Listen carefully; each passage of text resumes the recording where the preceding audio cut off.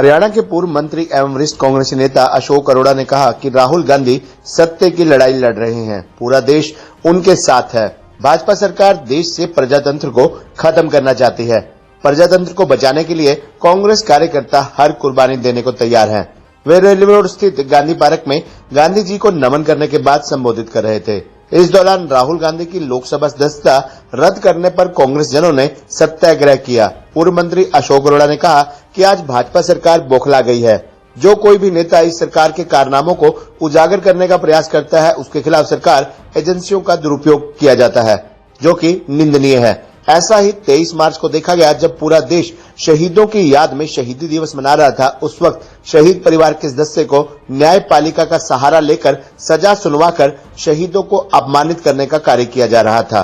शहीदों की बदौलत 15 अगस्त 1947 को देश आजाद हुआ। इसके बाद देश के लोगों को अनेकों अधिकार मिले और बोलने की आजादी मिली, परंतु ये सरकार संविधान को अपने पैरों तले रौंदकर प्रजातंत्र को कमजोर करने का काम कर रही है। मोदी सरकार तानाशाह सरकार है। जो इनके खिलाफ आवाज उठाते हैं, ये उनके खिलाफ कभी ईडी व कभी सीबीआई का प्रयोग करते हैं। वे इनकम टैक्स कर रेड करवाते हैं। सरकार की अब सभी सीमाएं पार हो चुकी हैं और न्यायपालिका का इस्तेमाल करके राहुल गांधी को सजा सुनाई गई और फिर उनकी लोकसभा की सदस्यता रद्द कर दी गई, जबकि अपील का 30 दिन का समय था, लेकिन अगले ही दिन उनकी सदस्यता को रद्द करवा दिया। ये दुर्भाग्य की बात है। इसी को लेकर कांग्रेस जन आज सत्याग्रह कर रहे हैं। महात्मा गांधी जी ने सत्य के मार्ग पर चलना सिखाया है और सत्य की हमेशा जीत होती है। राहुल गांधी सत्य पर हैं और कांग्रेस हाईकमान का जो भी फैसला होगा, कुरुक्षेत्र में कांग्रेस जन हाईकमान के हर फैसले को मानने को तैयार हैं। कांग्रेस जन अब प्रजातंत्र बचाने के लिए किसी भी आंदोलन व कुर्बानी को देने के लिए तैयार है। कांग्रेस नेता अशोक अरोड़ा ने कहा कि प्रधानमंत्री नरेंद्र मोदी नाटकबाज है और पार्टी के लोग उनके पद चिन्हों पर चलकर नाटक करते हैं। इन लोगों को देश के लोगों से कुछ लेना देना नहीं है। लोगों का ध्यान किस प्रकार से बांटा जाए, भारतीय जनता पार्टी हर बार यही करने का काम करती है। सत्ता में आने से पूर्व किसानों की आय दोगुनी करने की बात कही गई, लेकिन किसान की आमदन दोगुनी करने की बजाय खर्च को दोगुना कर दिया गया। डीएपी के दाम बढ़ा दिए गए। इस सरकार में कोई सीजन ऐसा नहीं गया जब किसानों को यूरिया ब्लैक में न मिला हो। अंतर्राष्ट्रीय मार्केट में कच्चे तेलों के दाम पहले से आधे हो जाने के बावजूद भी पेट्रोल व डीजल के दामों को लगातार बढ़ाया जा रहा है, जिस कारण महंगाई बढ़ती ही जा रही है। इतना ही नहीं, किसानों की जमीनों को चंद पूंजीपतियों को सौंपने के लिए 3 काले कानून बनाए गए। किसानों ने साल भर गर्मी, सर्दी, बरसात में संघर्ष किया और 700 किसानों ने अपना बलिदान दिया। तब कहीं जाकर सरकार को अपना फैसला वापस लेना पड़ा। युवाओं को रोजगार देने की बात कही, लेकिन आज देश व प्रदेश में बेरोजगारी का ये हाल है कि प्रदेश के युवा रोजगार न मिलने के कारण 12वीं के बाद कॉलेजों में दाखिला लेने की बजाय विदेशों की ओर अपना रुख कर रहे हैं। ऐसे में सरकार देशवासियों के ध्यान को बांटने का काम करती है, जो कि देश हित में नहीं है। इस मौके पर इम्प्रूवमेंट ट्रस्ट के पूर्व चेयरमैन जलेश शर्मा, राजकुमार पिंडारसी, दीनानाथ अरोड़ा, जिला परिषद सदस्य सुरेश वाल्मीकि, जिला परिषद सदस्य प्रतिनिधि सुरेंद्र सैनी, भिवानी खेड़ा, जगदीश राठी, पृथ्वी सिंह तुर्क, चंद्रभान वाल्मीकि, किरमच, बिमला सरोहा, पूर्व पार्षद अमित गर्गशैंकी, नीलम बड़ौदा, टेकचंद वारना, हिमांशु अरोड़ा, विकास रतन डेरा, सुभाष पलवल, सतबीर शर्मा, कुलदीप हथियारा, शमशेर कश्यप, प्रेम हिंगाखेड़ी, युवा जिलाध्यक्ष राजन बोटला, मोहनलाल भावरा, जीत सिंह, ईशान शर्मा, लक्ष्मीकांत शर्मा, शमशेर कश्यप सहित सैकड़ों कांग्रेसी कार्यकर्ता मौजूद रहे। इस देश की आजादी के लिए हमारे जवानों ने हंसते हंसते फांसी के फंदे चूमे, सीने पे गोलियां खाई, लाठियां खाई, जेलें काटी कि हमारा देश आज़ाद होगा, हमारा अपना संविधान होगा, हमारी देश में प्रजातंत्र होगा। 15 अगस्त 1947 को देश आज़ाद हुआ, हमें अपना संविधान मिला, बोलने की आज़ादी मिली, सबको बराबर के अधिकार मिले। परंतु 9 साल से जो ये सरकार चल रही है, ये संविधान को अपने पैरों तले रौंद के प्रजातंत्र को कमजोर कर रही है। ये तानाशाह प्रवृत्ति के लोग जो इनके खिलाफ आवाज उठाते हैं, उनके खिलाफ कभी ईडी का इस्तेमाल करते हैं, कभी सीबीआई का इस्तेमाल करते हैं, कभी इनकम टैक्स की रेड पवाते हैं, कभी लठ बजाते हैं।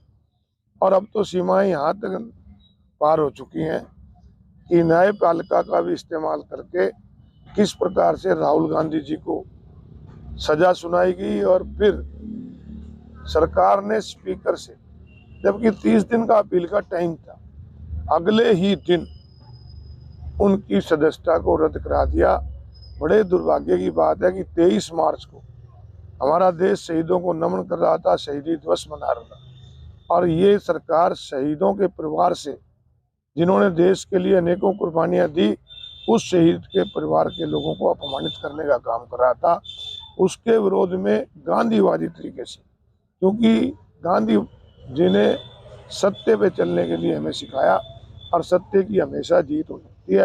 राहुल गांधी जी सत्य पे हैं, पूरा देश, पूरी कांग्रेस पार्टी उनके साथ है और निश्चित रूप से उनकी जीत होगी। आज इसलिए हम यहाँ सत्याग्रह पे गांधी जी की प्रतिमा के सामने बैठे। तो आगे अगर कुछ बहाल नहीं किया गया या कुछ नहीं हुआ तो क्या सड़कों पर भी उतर सकती है कांग्रेस? देखिए, ये आज देश में परिस्थितियां चल रही हैं। तानाशाही सरकार, नरेंद्र मोदी जी की सरकार विपक्ष को कुचलने के लिए दिन रात एक ही काम करती है कि किसी तरह भी उनके घोटाले भ्रष्टाचार जो कर रहे हैं विपक्ष को दबाने के लिए, वो कोई भी उनकी आवाज़ उठाने वाला ना रहे देश में।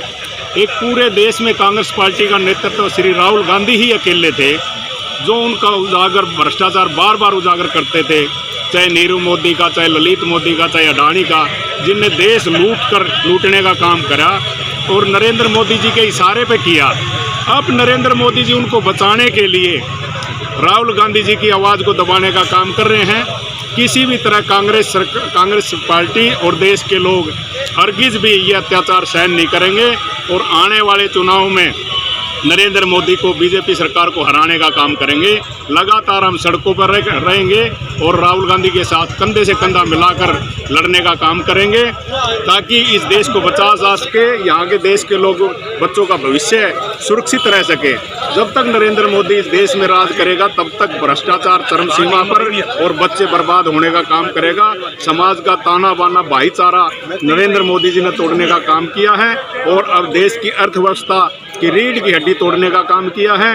अडानी ने जो लूट खसोट करी है, इसका पर्दाफाश आदरणीय राहुल जी करके रहेंगे। चाहे उसके ऊपर कितने ही अत्याचार करे, चाहे जेल में भेजे, चाहे कुछ करे, चुप नहीं बैठेंगे। सब ये जो आज कार्यक्रम रखा गया इसके बारे में देखिए, आज सत्याग्रह हम गांधी जी के स्मारक के सामने यहाँ सारे कांग्रेस पार्टी के कार्यकर्ता बैठे हैं। पूरे देश में, प्रदेश में और हर ज़िले में हमारे देश के ये सत्याग्रह रखा गया है। जैसा कि आप सभी जानते हैं कि कुछ समय पहले जब लोकसभा में हमारे नेता श्री राहुल गांधी जी ने अडानी के और अडानी का मामला है, चाहे और भी अन्य घोटाले हैं, चाहे नीरव मोदी और अन्य सभी घोटालों की बात हो, जब संसद में रखी तो आपने देखा कि किस तरीके से लोकसभा को रद्द कर दिया गया। जो विपक्षी नेताओं के माइक थे उनको म्यूट कर दिया गया। जो अपना बजट का सत्र था उसको ख़त्म करने का काम बीजेपी ने करा। तो आप देखेंगे कि हमारे नेता को सज़ा भी सुनाई, फिर उनकी जो लोकसभा की सदस्यता थी उसको रद्द कर दिया गया। तो मैं ये चीज़ समझता हूँ कि भाजपा सरकार, इनको 8 साल हो चुके हैं, इन्होंने 8 सालों में तानाशाही के सिवा और कुछ नहीं करा। कोई भी इंसान, कोई भी नेता, विपक्षी नेता अगर मुद्दों की बात करता है तो ये उसको हटाने का काम करते हैं। मैं आपके माध्यम से सभी से, जनता से ये बात पूछना चाहूँगा, क्या आप ऐसी ही सरकार चाहते हैं? इनका रवैया हमेशा से, चाहे वो किसान हो, चाहे बिजनेसमैन हो, चाहे अन्य कोई भी वर्ग का आदमी हो, चाहे यूथ हो, इनका रवैया हर वर्ग के लोगों के लिए बेकार ही रहा है। तो आज हम सत्याग्रह यहाँ गांधी स्मारक के आगे कर रहे हैं और यही संदेश देना चाहते हैं कि जिस कांग्रेस पार्टी ने और आप सभी आम जनता ने ये देश को मिलकर बनाया, जो सौगात संविधान के रूप में भीमराव अम्बेडकर जी ने हमें दी, आज ये सरकार उसको ख़त्म करना चाहती है।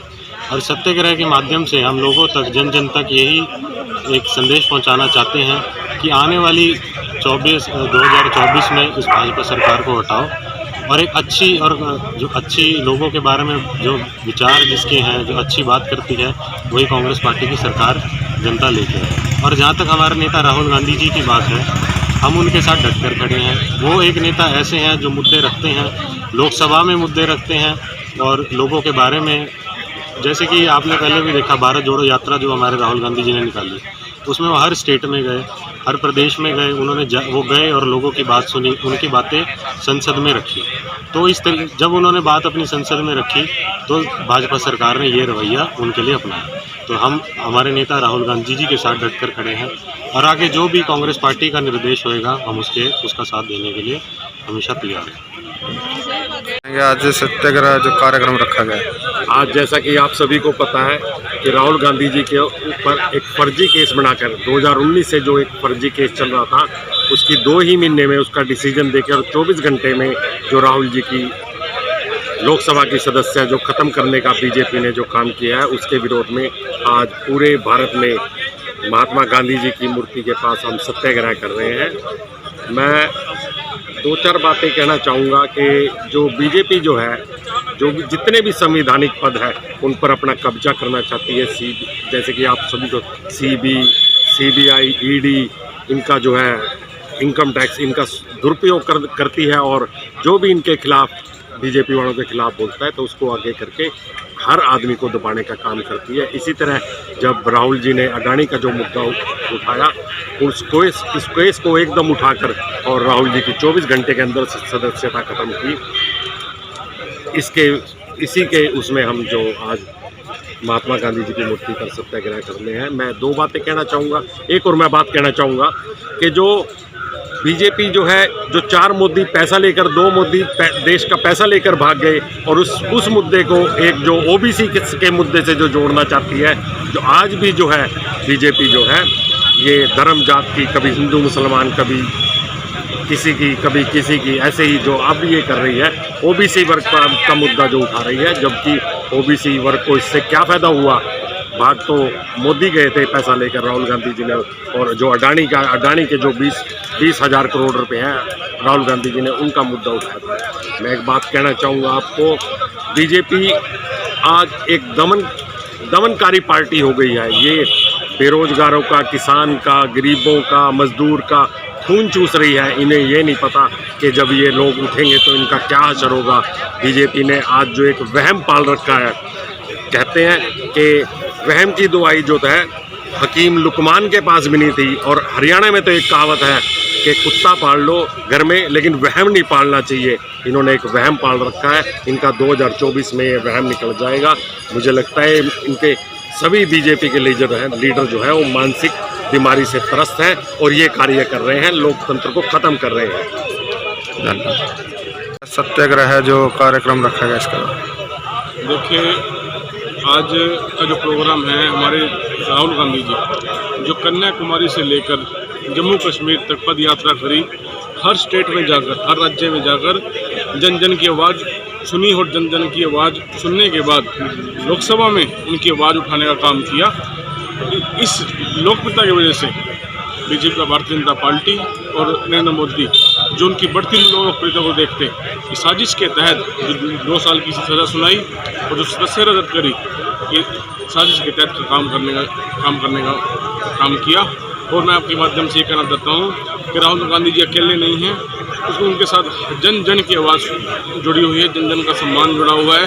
आज हर वर्ग, युवा वर्ग हो, किसान वर्ग हो, क्या कर्मचारी वर्ग हो, आज हर वर्ग राहुल गांधी जी के साथ खड़ा है, क्योंकि उनकी आवाज़ उठाने का काम राहुल गांधी ने किया। और हम सारे यूथ कांग्रेस, सारे कांग्रेस वर्कर आज उनके साथ खड़े हैं, कंधे से कंधा मिलाकर। जो भी हमारे अगला आदेश आएगा हम पालन करेंगे।